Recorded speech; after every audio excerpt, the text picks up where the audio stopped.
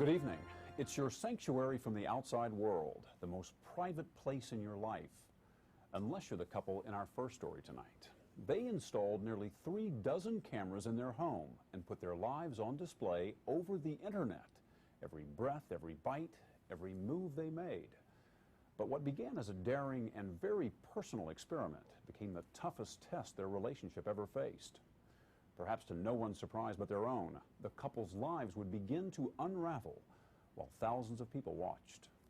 John Hockenberry visited their very public housing. When he first asked me, I remember very clearly, it was early in the morning, we'd just gotten up, and he said, I want to put 32 cameras in the loft, wire to the internet, and I want us to be the first couple to fully expose ourselves and live in public. It was not exactly the proposal Tanya Corin's mom prepared her for, but then no mom could ever prepare their daughter for boyfriend Josh Harris. 21st century internet visionary, he founded 2 multi-million-dollar companies. Josh's newest endeavor, No, I'll just find somebody else that I enjoy having sex with. Okay, good. gives the term going public a whole new meaning. What really mattered to me more than anything was to live in public. And he doesn't mean public as in simply being famous or being rich. 39-year-old Josh's worth was at one time estimated to be $40 million. No, Josh's idea was to turn his life, and whoever else walked through it, into a live internet TV show. I have 24/7 comprehensive surveillance of my life. And so at a cost of over $2 million, Josh installed 32 cameras in his New York City loft. For 100 days, anyone who logged onto the internet could see free video of every action, every movement, from the really mundane to the mundane, really. But love is not mundane, and Tanya and Josh were about to test their 4-year relationship. How would they do? Well, they had already moved in together, and they both loved the internet. I felt that it would be an incredible growing experience, and I thought maybe it would bring us closer together. But Tanya did have some doubts. He cares a lot about an awful lot of strange things. And Josh, by his own account, a headstrong artist, did have some wild, some might say peculiar opinions. But no matter, love would conquer all, and WeLiveInPublic.com was born. You've got a grid up here for lights. You've got cameras up here, and then all these things that hang down are cameras, right? Yes, and they're on pan and tilts. Cameras that follow you automatically. WeLiveInPublic.com is not a money-making endeavor, but rather an artistic commentary, Josh says, on the loss of privacy in the digital age. Privacy? You won't find any of that around here. Cameras are everywhere. Living room and bedroom, of course, but also the shower. There's a refrigerator cam, a camera in the cat litter box, and inside the guest toilet. What were you thinking? Well, in order for the work to have integrity, it had to be completely comprehensive. The cameras are always on. Our interview went out over the web. Josh also wanted his public to live in, so internet viewers are invited to comment via a chat room about what they see. A 21st century peanut gallery with chatters offering opinions about everything Josh and Tanya do. I'm not sure whether they're friends or family, but there's something in between. Whoever they are, these chatters number in the hundreds, along with the hundreds of thousands just watching. That many guests are hard to ignore. If the relationship could survive living in public, then it could survive pretty much anything. And in the beginning, survival wasn't even a question. It was exciting. It was new. It was like a lot of relationships, except there was an audience. An audience that forced Josh and Tanya to think about most everything they did, from ordering takeout, they didn't want their address to get out over the web, to things of a more personal nature. Did you have any rules when you went in? My rule for myself was always, don't do anything that makes me feel uncomfortable. I just don't like to show my body to anyone, you know what I mean? So to shower, Tanya would steam up the room to obscure any views. She'd dress with her back to the cameras. Guest bathroom? It's for guests. And sex? Josh and Tanya had to hunt for scraps of privacy under the covers. Your awareness of the watchers is increased substantially when you're trying to be intimate. I mean, that just must be like a, cement block around your neck in a relationship. On those rare occasions when we actually did become intimate. But see, there's the sentence that's the problem. I mean, on those rare occasions when we became intimate. I would view it as quality versus quantity. Maybe it would be a hint of things to come. But for now, Tanya and Josh were enjoying each other and enjoying interacting with the chatters. Deandra, what did you say, yes or no? Chatters who, like Deandra, spent endless hours from her home in Florida checking in on Tanya and Josh. It's not some kind of a staged, scripted show, and it's not passive, it's interactive. They're reaching out to us, we're reaching back in to them.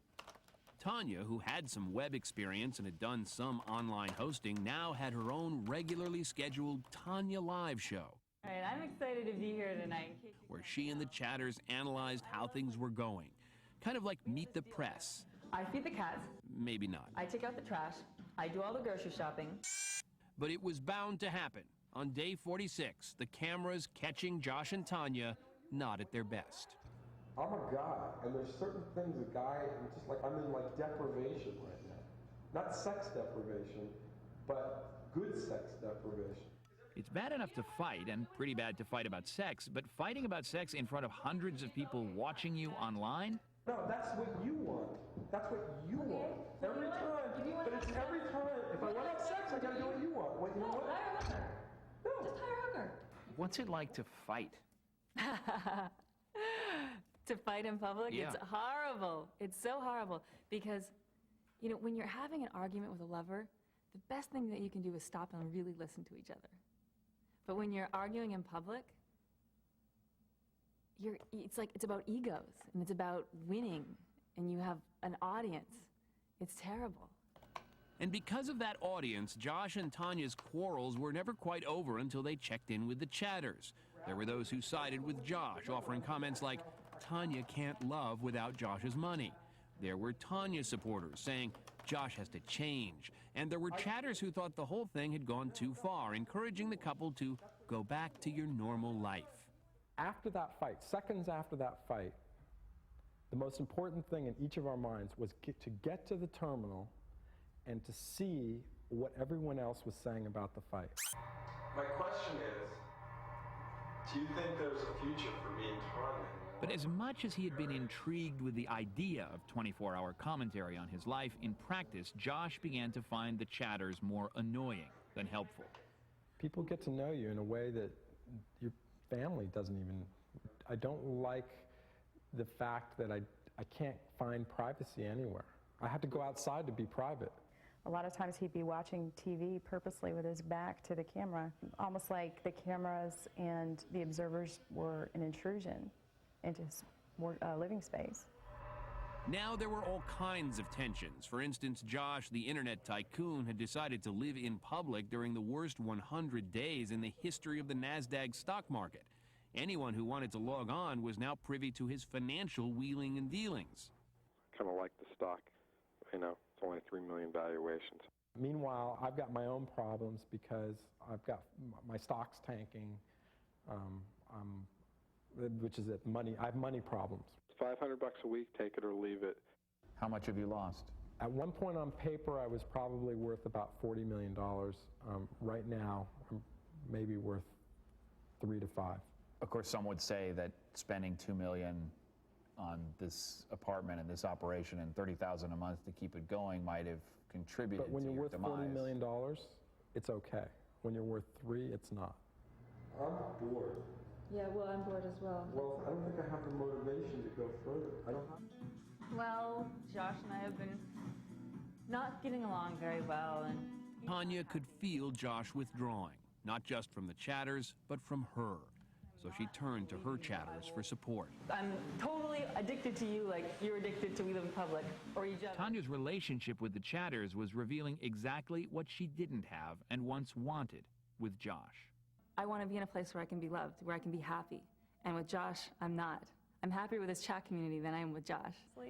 I think that he's holding back, and that a lot of things he does is actually an intentional way of pushing me away. Though in the end, it wasn't something big, but something mundane that told them both it was over. It happened on day 62 into the experiment, which was Tanya's 31st birthday.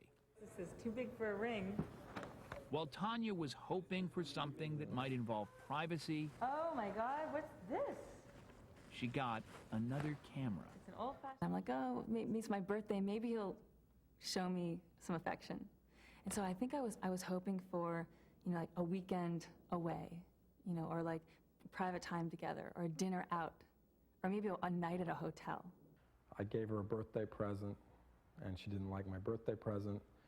To Tanya and Josh, the birthday present, maybe because there were hundreds of onlookers on the web, seemed to bring out the worst in each other. At this point, my stock is crashing. The money is more dear to me, right? And she couldn't even go to the place where it wasn't what I wanted, but, She fine. couldn't do it's the thought that counts. It's the thought that counts, and She in couldn't do fact, that. there was plenty of thought into the gift. She just didn't get it. This whole thing isn't about the present. If it were about a present, I wouldn't be so upset. And at that point, I started realizing, okay, it's time to move on and find a real boyfriend in real life and another life. It's really hard when you guys log on and see me having a failed relationship. And so on day 78, Tanya left the loft full of cameras, empty now but for Josh, by himself, but still in public. My thinking about her became much more efficient and much more conscious. You become very decisive about your relationships when people are watching. I mean, I almost recommend it as a therapeutic thing for couples because all the cruddy stuff comes up and all the good stuff comes up. No thanks, so Right, I'll okay. pass. Yeah, well. Agony or ecstasy? Josh, the artist, didn't exactly lose his ear over all this, but he admits it was a painful experience. And what's next? Time away from the cameras. He's selling his loft and traveling overseas looking for a peaceful retreat to contemplate his future. Living in public was a very real experience. I don't think anything happened that shouldn't have happened in real life between Josh and I. I think we should have broken up. Tanya is moving on as well. She's looking for work and has reached an important milestone that anyone in Manhattan can relate to, finding an affordable apartment. I'm happier today than I've been in the last, 100 days. I just found an apartment. Is there a security camera in the apartment? No security cameras. Hey. I made sure. You did. Josh Harris also decided to take some time off from the cameras and move to his apple farm in upstate New York. But he plans to go public again this fall with a similar project, complete with cameras in apple trees. You can join Tanya Coren and Harris tomorrow afternoon for an online chat at our website at dateline.msnbc.com.